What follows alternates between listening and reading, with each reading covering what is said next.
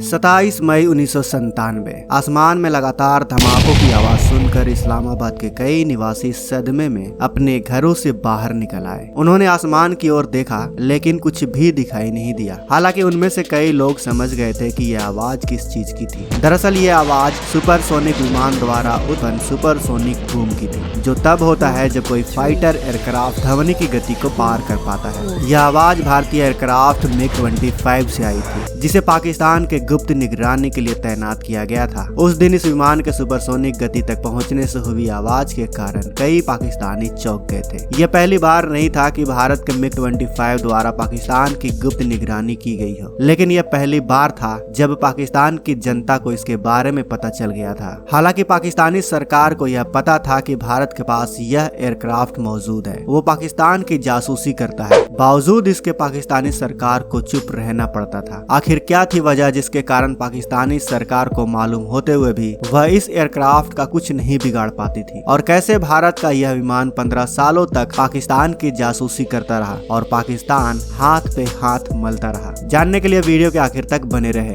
दोस्तों, यह कहानी भारत के दिग्गज लड़ाकू विमान यानी फॉक्स बेट के बारे में है। दरअसल कई घातक हथियारों की तरह इसके बनने का कारण भी अमेरिका और सोवियत संघ के बीच शीत युद्ध था। 1950 के दशक में सोवियत यूनियन पर नजर रखने के लिए अमेरिका ने अपने जासूसी विमान लॉकहेड U-2 को तैनात किया था। हालांकि यह एयरक्राफ्ट 70,000 फीट की ऊंचाई पर उड़ता था और कोई भी सोवियत विमान उस ऊंचाई तक पहुंच भी नहीं पाता था। हालांकि 60 के दशक में यह स्थिति समाप्त हो गई, क्योंकि तब तक सोवियत ने सतह से हवा में मार करने वाली मिसाइल बनाकर तैयार कर लिया था और एक अमेरिकी U-2 विमान को भी मार गिराया था। सोवियत संघ यह भी समझ गई थी कि अमेरिका के इस विमान का पूरी तरह से मुकाबला करने के लिए उसके बेड़े में ऐसे भी एयरक्राफ्ट की जरूरत है जो उस ऊंचाई पर जाकर अमेरिकी एयरक्राफ्ट का मुकाबला कर सके। कई सालों की कड़ी मेहनत के बाद 1970 तक सोवियत संघ ने MiG-25 एयरक्राफ्ट को बना लिया। इस एयरक्राफ्ट की विशेषता सुपरसोनिक स्पीड और हाई एल्टीट्यूड पर उड़ने की थी, जो 89,000 फीट की ऊंचाई तक जा सकता था। हालांकि MiG-25 के पास खुद की रक्षा करने के लिए कोई भी हथियार नहीं था, लेकिन उस समय किसी भी देश के पास ऐसा कोई एयरक्राफ्ट मौजूद ही नहीं था जो इतनी ऊंचाई पर इतनी तेज रफ्तार से उड़ सके। नतीजतन अमेरिका की सतह से हवा में मार करने वाली मिसाइल भी MiG-25 का मुकाबला नहीं कर सकी।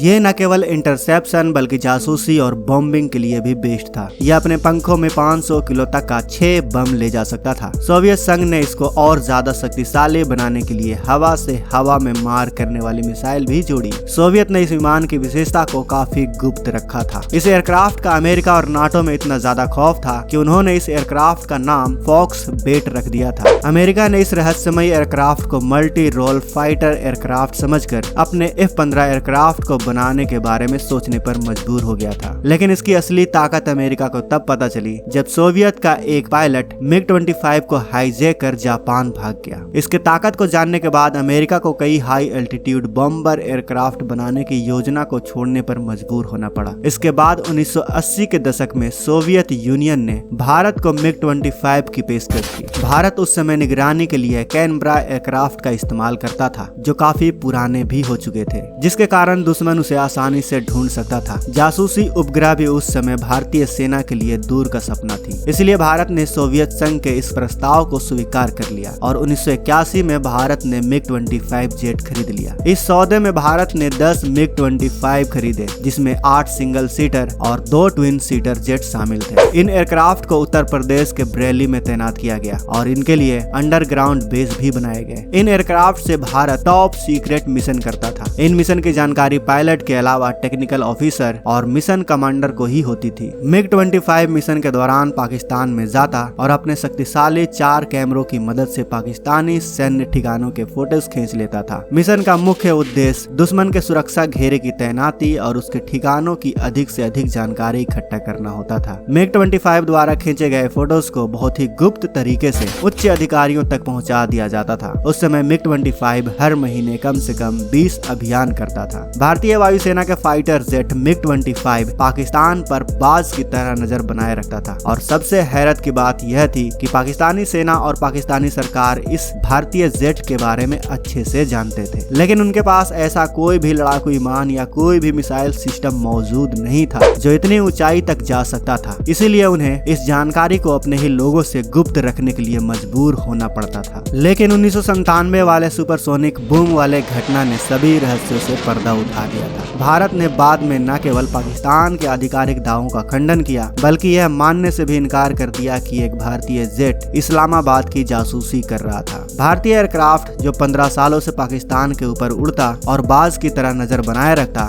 वह एक दिन अचानक सुपरसोनिक बूम तक कैसे चला गया, यह भी आज तक रहस्य बना हुआ है। कहा जाता है कि पायलट ने पाकिस्तान की बेबसी से पर्दा उठाने के लिए जानबूझकर ऐसा किया था। इसके बाद 1999 के करगिल युद्ध में भी MiG-25 की अहम भूमिका रही। इस युद्ध में इसका इस्तेमाल बहुत ऊंचे ऊंचे बंकरों में छुपे घुसपैठियों को खोजने और उन पे नजर रखने के लिए किया जाता था। इसके 1200 मिलीमीटर कैमरों से दुश्मन के ठिकानों की फोटोज ली जाती और फिर मिराज 2000 से उन ठिकानों पे बमबारी की जाती। और फिर करगिल युद्ध में पाकिस्तान का क्या हुआ, यह पाकिस्तान अच्छे से जानता है। लेकिन साल 2006 तक MiG-25 को सेवा से हटाना पड़ा, क्योंकि अब तक यह विमान काफी पुराने हो चुके थे। यह एयरक्राफ्ट न केवल पुराने हो चुके थे, बल्कि इनके पुर्जों की उपलब्धता भी एक बड़ी चुनौती बन चुकी थी। लेकिन अब वह दौर आ चुका था जब भारत जासूसी उपग्रह का निर्माण करना शुरू कर चुका था और साथ ही कई जासूसी ड्रोन्स भी हासिल कर चुका था। आज MiG-25 सुपरसोनिक जासूसी विमान